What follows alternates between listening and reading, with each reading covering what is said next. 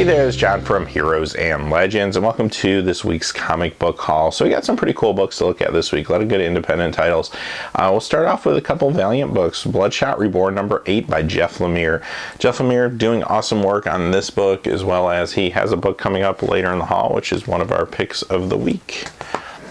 Alright, next we have Eternal Warrior, and this is actually Wrath of the Eternal Warrior number 1 by Robert Venditti, another writer who's been really doing fantastic work with Valiant and some great work with DC as well. This is a number 1, so it's a good jumping on point. They haven't done a whole lot with Eternal Warrior since they rebooted Valiant. They did a short series and then another even shorter series. I want to say they did like a 5-part and a 3-part series or something like that, but the last one was about a year ago, so it's pretty cool that this character's back. I always liked the character. If he's written well, can be very, very good.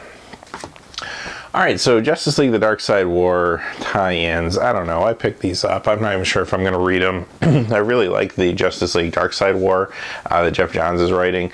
And I picked up the Batman one because it was written by Tomasi. Then I just went ahead and picked up some of the others. I don't know. Some of these writers are kind of random. I might give it a chance, but this is the Green Lantern one.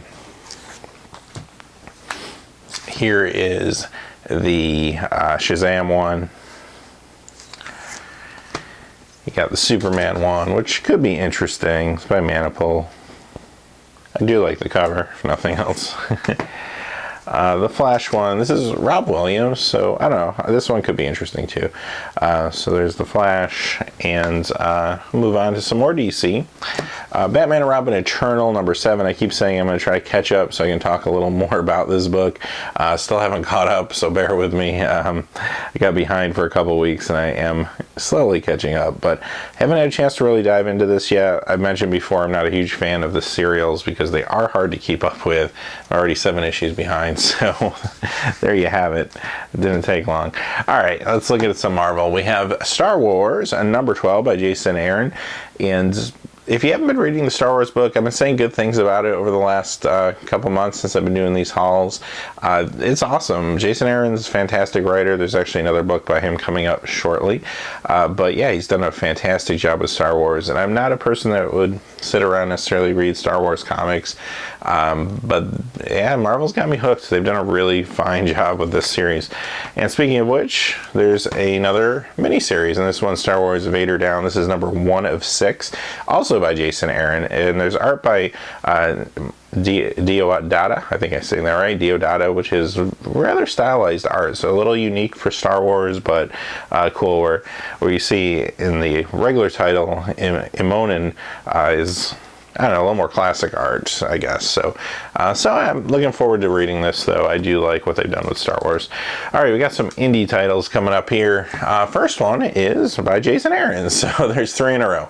And this is The Goddamned, and this is issue number 1. So good jumping on point. This is by Image. So this is interesting. I did have a chance to read this issue. I don't want to give away too much, so I'll try to keep the spoilers limited. But basically it takes place kind of in biblical times, and as you can tell by the title, this is before the flood, so it's supposed to be prior to Noah's Ark. And it's a very interesting concept, I guess, just because you haven't really seen anything, I don't know, quite like this, at least in recent years. And the main character, there's kind of a big reveal where they kind of explain who he is towards the end of the book, so I won't give that away, but kind of walking through this world through the main character's eyes, and yeah, it's interesting. I don't know if I'm completely sold on it. I don't know if I would say I like it as much as, say, Jason Aaron's work on like Southern Bastards, but I'm going to keep reading and give it a chance. It's interesting, if nothing else. It's intriguing. Alright, some more indie stuff. This is by Boom Comics, and this is Klaus by Grant Morrison. Grant Morrison's just been all over the board lately, working for a bunch of different companies, putting work out. I haven't read anything from Boom in a while, and Boom, when it was a new company, and their editor-in-chief at one time was Mark Waid for a while, and that's when I used to read it. Mark Waid, of course, was doing Irredeemable and Incorruptible under Boom, and they also did a really great 28 Days Later comic. If you've never read it, I know it's available in trades and also in digital, so check it out because it's really, really good. But aside from that, Let's talk about this book a little bit. Basically, the concept is this is supposed to be kind of the Legend of Santa Claus, or at least Grant Morrison's version of how the Legend of Santa Claus came to be. And it's interesting. Grant Morrison, sometimes you take the train to Crazy Town. I haven't really felt like he's completely gone to Crazy Town yet with issue number 1 here.